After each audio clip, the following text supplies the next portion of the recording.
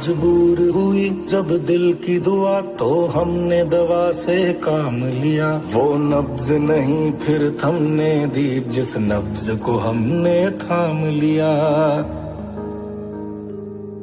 बीमार है जो किस धर्म का है हमसे न कभी ये भेद हुआ। सरहद पे जो वर्दी खाकी थी अब उसका रंग सफेद हुआ।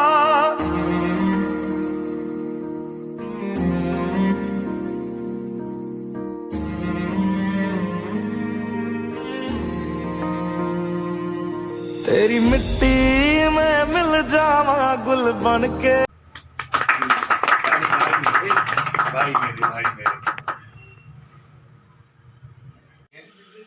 डॉक्टर काउंसिलर मेडी जी का यह 213वां जन्मदिन हम पुण्यतिथि के रूप में मना रहे हैं।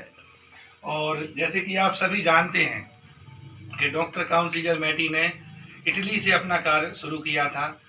कुछ करने के लिए ज़रूरी नहीं है कि कोई बड़ी उपलब्धि हमें मिले। डॉक्टर काउंसिलर मेडी ने इलेक्ट्रोहोम्योपैथी का आविष्कार करने के पहले एक कुत्ते पे देखा कि उसको खुजली थी, वो घास खा रहा था, लेट रहा था। वहाँ से उनको जिज्ञासा जागी तो इलेक्ट्रो होम्योपैथी का एक उन्होंने आविष्कार किया। लेकिन एक व्यक्ति ने पूरे विश्व के जितने भी देश हैं उनमें इलेक्ट्रो होम्योपैथी को पहचाया। और लेकिन हम मध्य प्रदेश में माननीय डॉक्टर के पाठक जी के सहयोग से आज इलेक्ट्रो होम्योपैथी के चिकित्सक हैं। लेकिन हमने इलेक्ट्रो होम्योपैथी को क्या दिया? हमने इलेक्ट्रो होम्योपैथी से अपनी पहचान ली, अपना रोजगार लिया। तो आज इस पुण्यतिथि के अवसर पर हम आप सभी चिकित्सकों से केवल इतना ही अनुरोध करते हैं कि काउंसिलर मेडी जी को नमन करता हूँ, सभी साथियों को।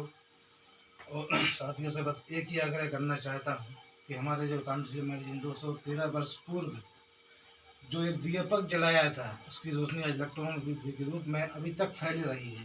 लेकिन हम लोग तो रोशनी तो ले रहे हैं लेकिन उसमें तेल नहीं डाल रहे हैं। उसमें तेल डालना है इलेक्ट्रोहोम्योपैथी की मेडिसिन का, दवाइयों का। कृपया कर मेहरबानी कर आप उसमें तेल डालें, दवाइयाँ रखें, दवाइयाँ चलाएं, लोगों को खिलाएं और यूज़ करें।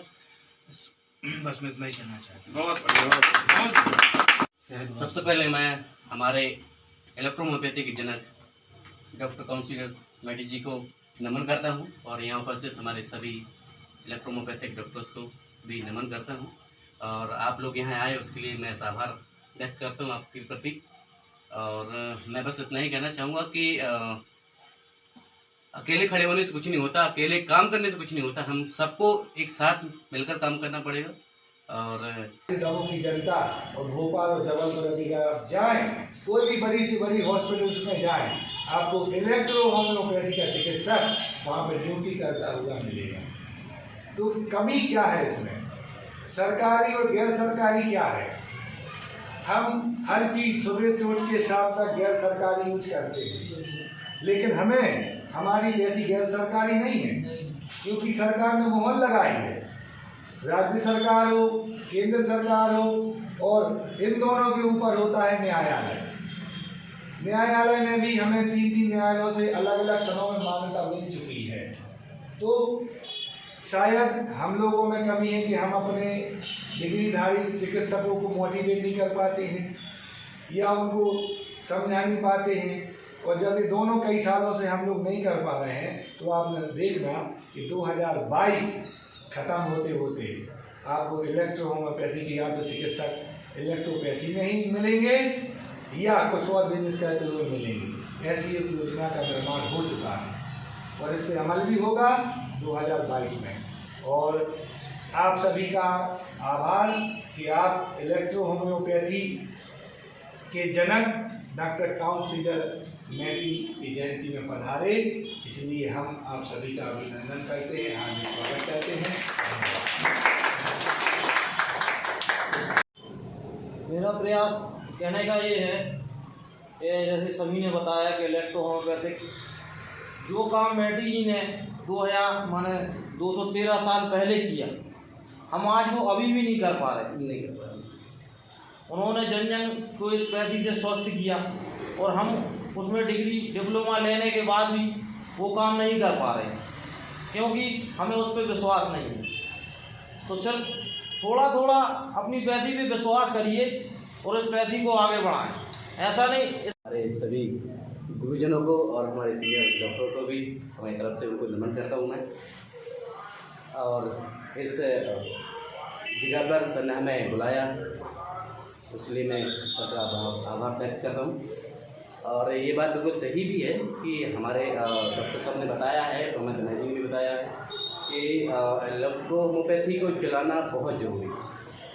ये भी बात सही है कि यार बिना एलोपैथी काम नहीं चल रहा, बिल्कुल मानता हूँ, लेकिन इलेक्ट्रोहोम्योपैथी का आप एक बी कॉम्प्लेक्स चलाने से शुरू करिए ना यार, आप स्टेप बाय स्टेप आगे बढ़िए ना, कोई दिक्कत नहीं है। इतने सारे प्रोडक्ट हैं, हमारे डॉक्टर साहब हमारे खरीदी हैं, उनको दिया है। और ये बात भी सही है कि लोग एलोपैथी पे जा रहे हैं, तो एलोपैथी पे ना जाके अपनी ही पैथी पे जाइए, क्योंकि इलेक्ट्रोपैथी में बहुत अच्छे रिजल्ट हैं। लोग सिर्फ तो बोलते हैं क्योंकि उनको चलाना नहीं पड़ता है, इसलिए बोलते हैं कि इलेक्ट्रोपैथी में रिजल्ट नहीं है, वो सिर्फ एलोपैथी चलाते हैं। आज हमारे पास ही आप आइए, जिसको भी यदि लग रहा हो कि झूठ बोल रहे हो, तो 10 पाइल्स के केस, 10 पथरी के पेशेंट जो 7-7 mm, 14 mm, 5-5 mm है, मैं रिकॉर्ड के, मैं मोबाइल नंबर के, हमारे पास अभी उसमें से कुछ का इलाज भी चल रहा है और कुछ क्योर हो गए हैं उसमें से। आप आइए, उसको देखिए, चलाइए। सादिक खान सर ने भी बोला कि पैथी से जुड़ो, प्रोडक्ट चलाओ, ये बात सही है। अब आप लोग बोलते हैं, कोई बोलता है कि मान्यता मान्यता मान्यता कैसे मिलेगी? इतनी विश्वसनीय नहीं है जितना अपने लिए होना चाहिए। आपसे निवेदन है कम से कम इतना तो करें कि हमें कुछ लगे कि हम इलेक्ट्रोहोम्योपैथी चला रहे हैं, एलोपैथी सम्मानीय हैं या विश्वसनीय हैं। बिना चुने कुछ डॉक्टर हैं चलाते हैं, हर बार मीटिंग होती, बताया जाता है जब कुछ तो करो। इस प्रकार भारतीय जनता पार्टी ने 70 साल राज किया, अपने कारोबार रखना किया, अब राज चल रहा है एलोपैथी का। तो हमें भी चाहिए कम से कम अपनी इलेक्ट्रोहोम्योपैथी को उजागर करें और एलोपैथी को परस्त करें। समय इसी का चलता, बदलाव ही जीवन है, बदलाव में सब कुछ मिलता है बदलाव में।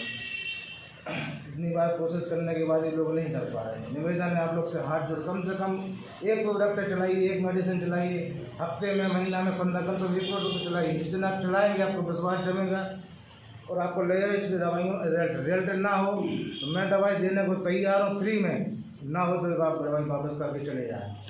कम से कम आप चलाइए। बहुत बड़ा दिन है क्योंकि आज डॉक्टर काउंसिलर मेडी जयंती की 213वीं जयंती पर लोग मना रहे हैं और आप सभी इलेक्ट्रोपैथिक चिकित्सकों का बहुत बहुत आभार व्यक्त करता हूं कि आप लोगों ने अपना अमूल्य समय निकाला, मेडी जी के चरणों में अपन लोगों ने नमन किया। और जैसा कि डॉक्टर सादिक खान जी ने आप बताया है कि यदि अपन लोग PhD से हैं और इलेक्ट्रोपैथी अपने पास डिग्री है तो कम से कम एक प्रोडक्ट जरूर निकालें, उससे एक पहचान होगी कि PhD को जो भी आप दवाई देंगे अपना आत्मविश्वास बढ़ेगा और उस मेडिसिन का यदि रिजल्ट मिलता है तो सामने वाले को उसका फ़ायदा होगा। और कहना की बात ये है कि